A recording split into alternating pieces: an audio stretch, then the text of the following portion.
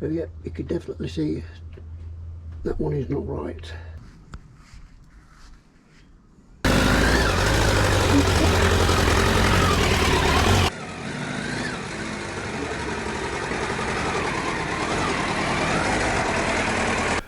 How you all doing? Right then, I'm going to quickly get the carburetors off, check the flow tights, check for dirt in the jets and stuff. And while the carburetor's off, I'm going to take the rocker cover off and quickly set the tappets up. And then I'm going to quickly put it all back together and meticulously look for fluid leaks. Okay, let's quickly drain the coolant.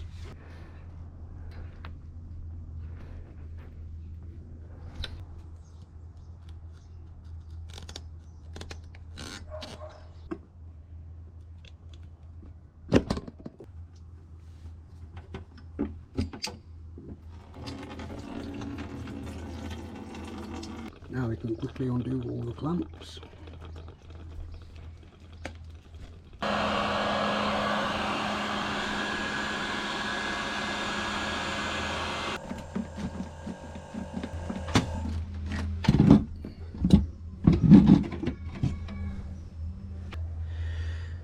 So yes, we can see that that one is not right.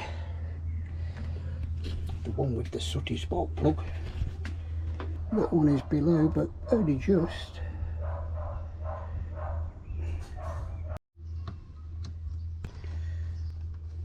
Right, let's get the balls off.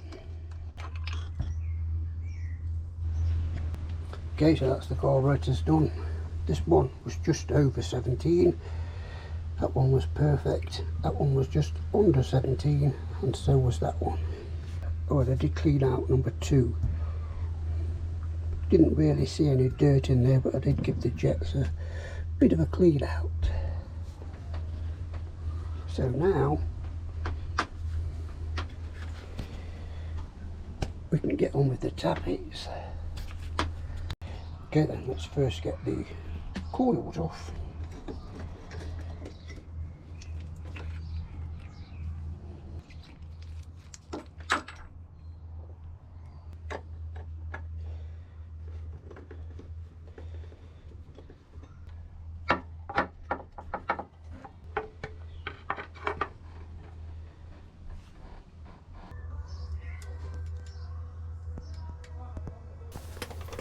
Okay then, so this is a few days later.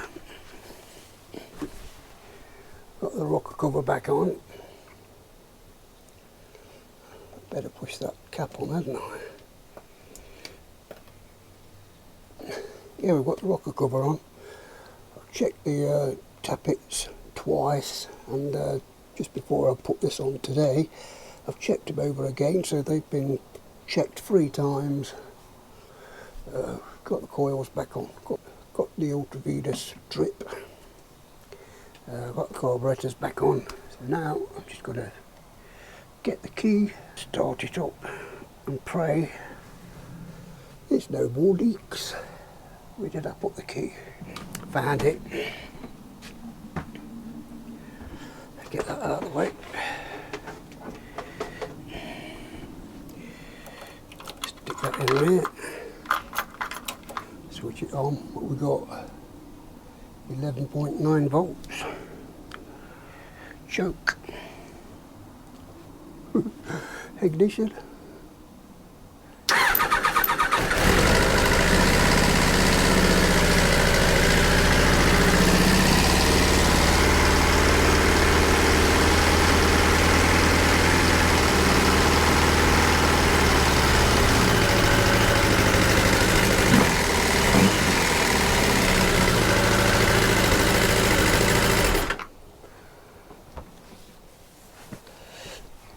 Just dab the pipes to see if they're all hot.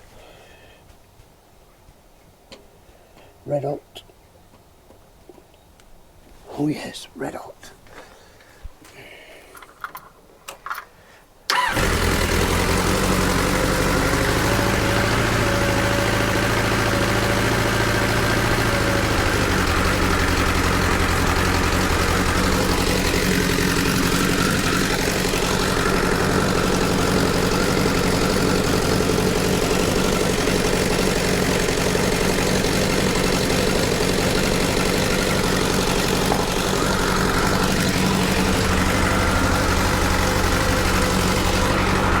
Right then, I'll leave that to warm up and I'll be back with you in a bit. So then, get it up to temperature.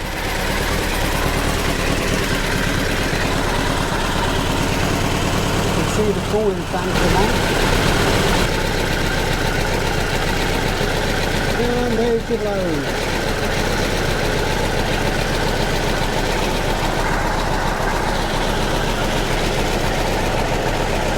And there's no coolant leaks whatsoever. Anywhere.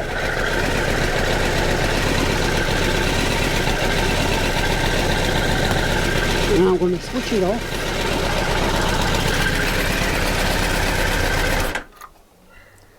And come back after a cup of coffee and pray that there's no more leaks reappeared.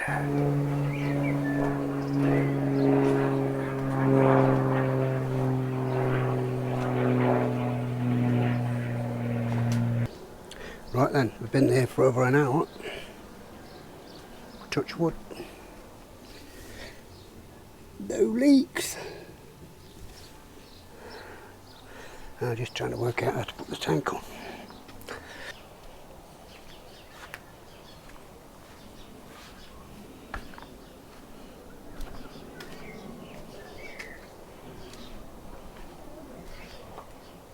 Right then, the last clip you would have seen me with the petrol tank on the bike. Started the bike up, it started and stopped immediately. Tried it again, started, and it kept going. And I did multiple 3 turns and put it back into the shed, where I left it for about 3 or 4 days. And on and off I did come in the shed during that time, and I could smell petrol. I had a sniff of the petrol filler cap, but I thought, oh yeah, it's just coming from there. The seal's probably worn on the petrol cap. Anyway, in a minute you're going to see another clip of me rolling the bike back out the shed with all the boxes on and the fairings, and then parking it up on the centre stand. But off camera I go to start it up so I can ride it into the tin shed. And I turn the key on, press the ignition switch, and it feels like the battery's flat and the solenoid is doing that clicking, ticking noise.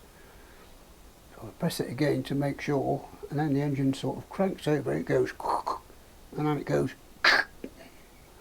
and I think, oh my god, I've just rebuilt this engine and now I've bent the comp rod,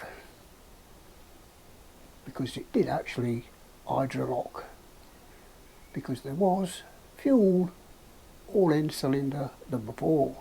So while the petrol tank's been sitting on there, as a lot of you probably know, these are vacuum petrol taps, and if the diaphragm on the back of the tap wears out, it still lets the petrol into the carburetors, and these carburetors don't have an overflow, so it just overflows down into the cylinders. And for some reason it was number 4. The bike sort of leans like that, so you would expect it to be cylinder number 1, but no, it was number 4. Took all the tank off, took all the spark plugs out, and the cylinder 4, when I spun the engine over, it's like a bloody fountain.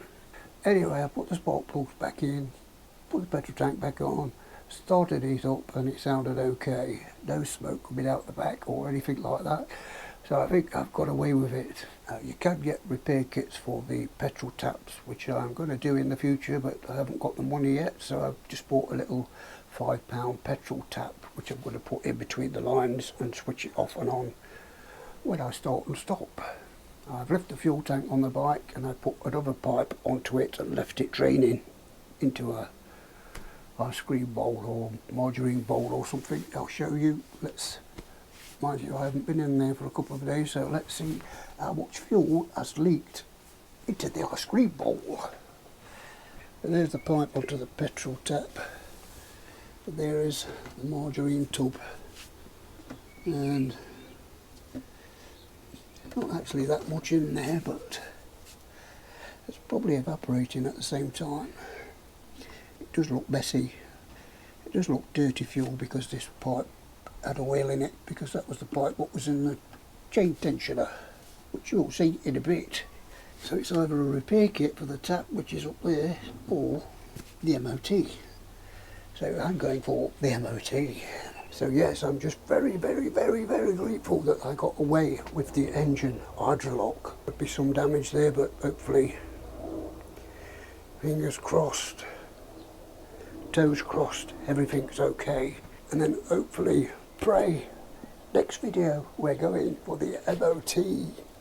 Anyway, roll the what's-its.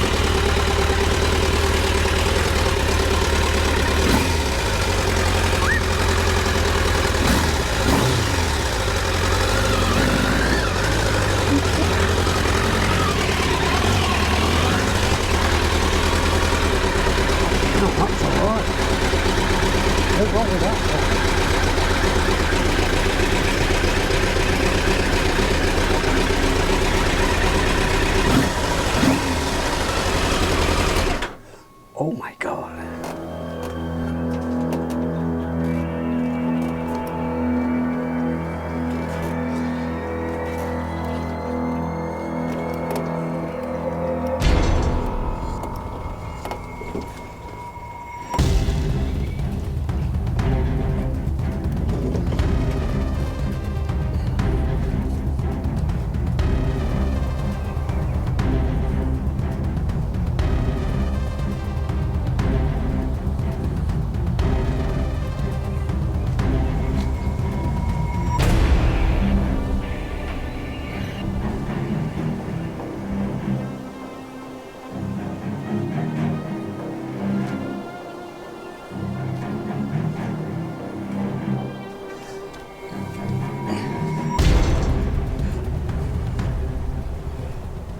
Cam chain tensioner done. Okay then, so it looks like the GTR1000 is going to live once again, but the engine still did have a little bit of a gravelly sound, and I think it's due to this, because I did just use the spring to force that onto the cam chain like so, because as you know, I've spent weeks looking for the spring, which I found. Well, I found two. One was bent. I found one pin. I do believe that is the correct pin, but I could not find the bolt anywhere. I've even looked through all my nuts and bolts, all in those boxes under there and in there. I couldn't find anything whatsoever with the same thread. So I went up to the tin shed at the top of the garden, sat on my suitcase,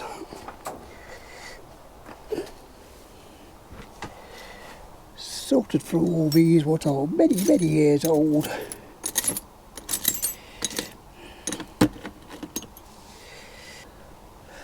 Then I came across this, but this wasn't like that.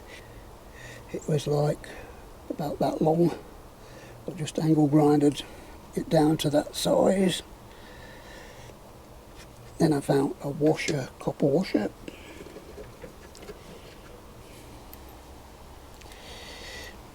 And I must have hundreds of thousands of nuts and bolts.